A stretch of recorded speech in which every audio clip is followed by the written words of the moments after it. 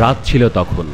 নিস্তব্ধতা ভেঙে ছুটে চলল এক মৃত্যুদূত। আকাশে আগুনে গর্জন তুলে এটি আছড়ে পড়ল ইসরায়েলে। তেল আবিবের নির্জন আকাশ ছিঁড়ে যেন বজ্রসম শব্দে এলো ফাত্তাহ, ইরান যাকে ডাকে বিজয়ের দূত বলে।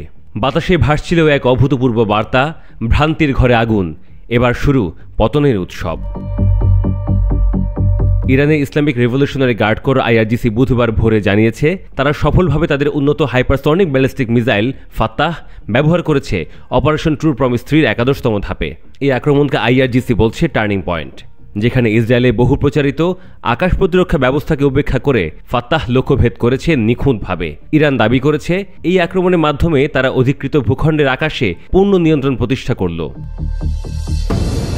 আইআরজিসি বলেছে আজকে রাতে ফাত্তাহ মিসাইলের গর্জনে কেঁপেছে কাপুরুষ ইহুদিদের বাংকারগুলো। এ ছিল এক গর্বের রাত।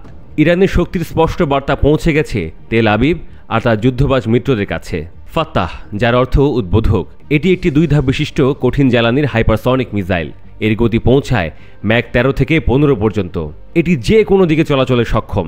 প্রযুক্তিগত দিক থেকে এটিকে বলা হচ্ছে এমন একটি মিসাইল যা বর্তমানে কোনো প্রতিরক্ষা ব্যবস্থার পক্ষেই আটকানো সম্ভব নয়।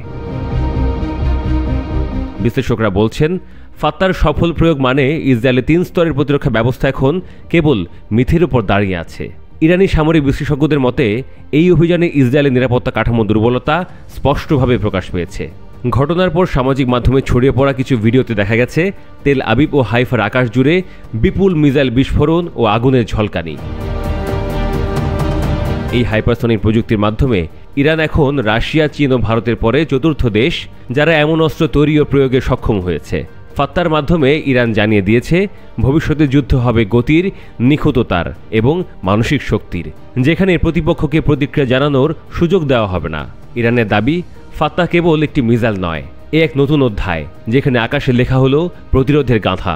আর ইসরায়েলের সামনে একটাই প্রশ্ন, কে সত্যিকারের আধিপত্য বিস্তারকারী?